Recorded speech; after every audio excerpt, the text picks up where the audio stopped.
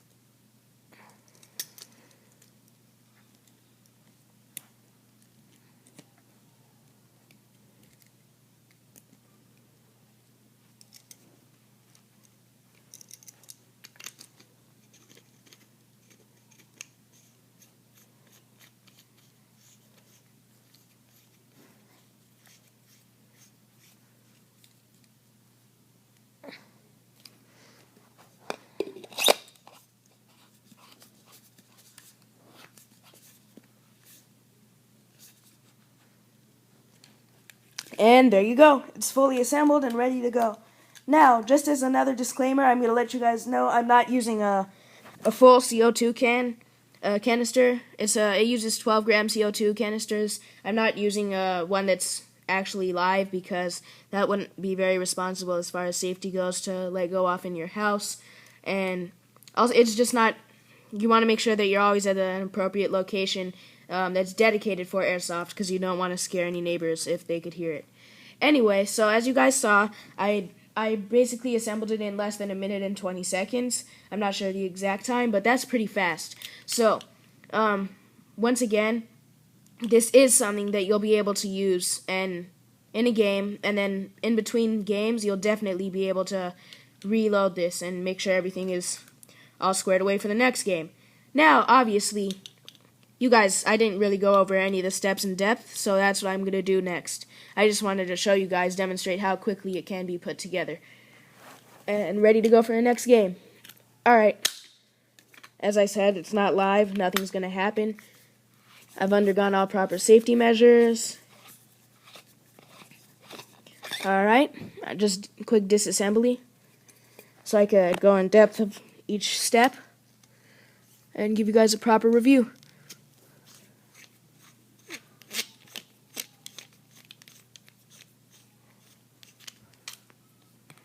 Sure everything's all squared away.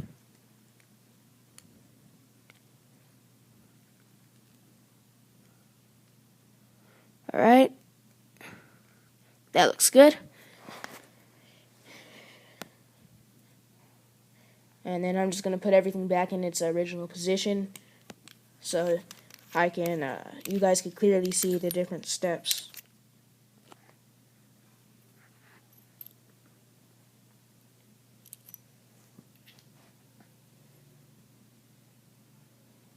Wrong way. There. Okay, so I'm just going to do a quick review and go over everything step by step. So to start off, I'd like to explain to you guys basically what this is and what kind of system it uses. So in the firing mechanism, there is a hammer which presses under pressure. It'll press this firing pin, which in turn punctures the CO2 and releases pressure into the canister, which will eventually, within a few seconds, usually a few seconds, it'll explode and make a very loud bang. I wouldn't suggest filling these up with anything, as you could potentially harm somebody, and it generally will decrease their reliability. So, I'm just going to explain a little bit about each part and make sure you guys all understand the safety of this product. So, I've used this quite a few times in the field, and I'm actually pretty impressed. It was very useful. Most fields have a rule that if you're within like any set distance, usually it's 10 feet, then while this thing goes off, then you're counted as out, because obviously you're not going to get hit with anything. But there are some fields which only count it as a distraction device, but I guess it could still be useful. And for any airsofter that plays at fields that has that kind of rule, I would really suggest this, because there have been times where me or my teammates, my teammates wouldn't be able to get a shot on anybody, and I'd peek out, I couldn't get a shot on them, they're behind cover, and I asked them, do you think I could be able to hit him with a grenade? They're like, go for it. And I tossed it, and I got the player out. So I definitely suggest this for any players. It's not extremely expensive. I mean, it's like just as expensive as a spring airsoft gun, as like a spring pistol, a decent spring pistol, like $30. All right, so I'm just going to show you guys the assembly in depth. So I label the parts. Here's a 12-gram CO2 canister. As I said, this is already used. I'm not going to be using a live canister in my home. This is the cylinder. This is the cylinder's end cap. The firing mechanism, you know, where the pin goes. And the canister. There's several different types of canisters. There's one that resembles a flashbang grenade. There's one that resembles a smoke grenade. And then there's these ones that resemble like the World War II style pineapple grenades. This one generally has a shorter fuse time, as there's less area, or there's less volume inside for pressure to fill up. But anyway, I'm going to show you guys. Here's a quick little message for everybody who's using these. Never try to set the hammer while this part is already loaded onto it. You want to keep it separate for the whole duration until you're ready to fire, or until you're ready to completely assemble it. So, to get started, I'm going to show you guys. In the middle, you should see it right about here. There's a little rubber buffer, which basically keeps gas from leaking and expanding before it's time.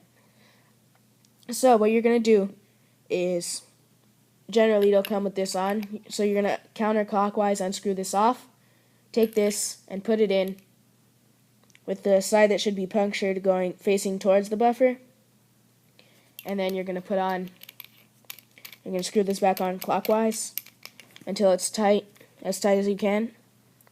And then, what you're going to do with this buffer, you're going to make sure that the CO2 is seated all the way at the bottom.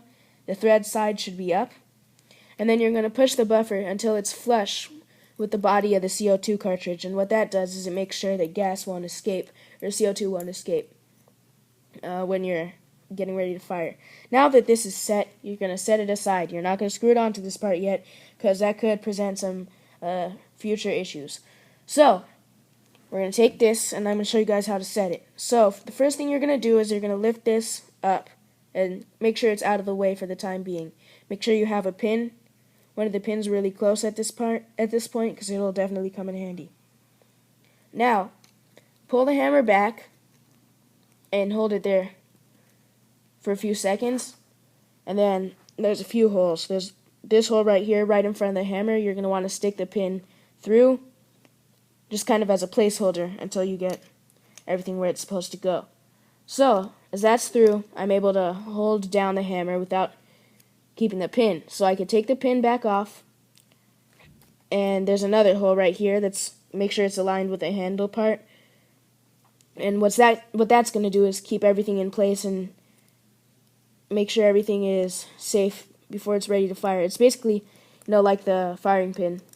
It's like the pin on a regular grenade that anybody's seen in any movies or video games. So that's what you're going to pull when you're ready to fire. Now that everything's secured, you don't need to hold anything. It's safe to go. So what you're going to do now is, as I said, it's safe to do it, you can screw the cylinder on to this textured piece right here. The thread's up, as I mentioned earlier. Screw it on clockwise. 1 second. I'm having a small issue. This hex nut keeps interfering a little, but that's, I don't know. I don't think that's usual, and it's an easy fix, if anything.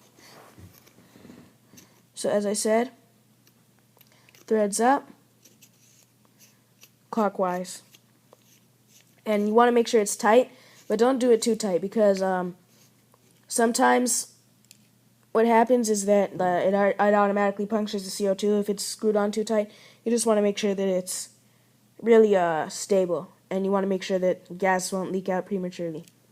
So now is the time you've all been waiting for, waiting to put the canister on, and you're gonna just screw it on clockwise the same.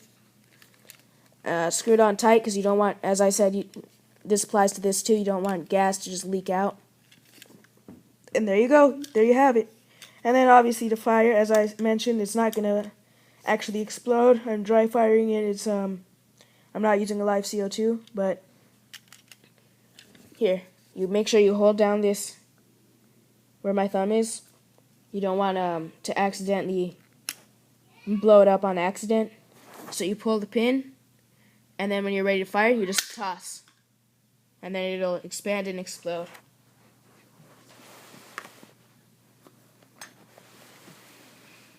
Alright, so now the disassembly, after everything is done, the first thing you want to do is unscrew the would-be exploded canister. And you could just toss that aside, you'll toss it in the trash.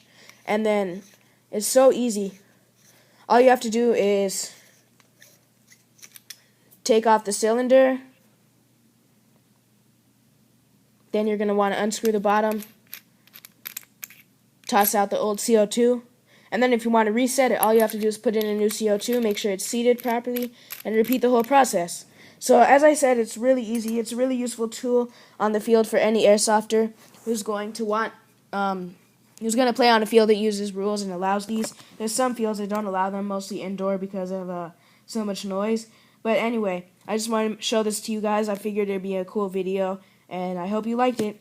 Thank you for watching my channel, and if you like this video, please leave a like. If you have any criticism, please be respectful and leave it in the comment box, and subscribe if you want to see more. Thank you.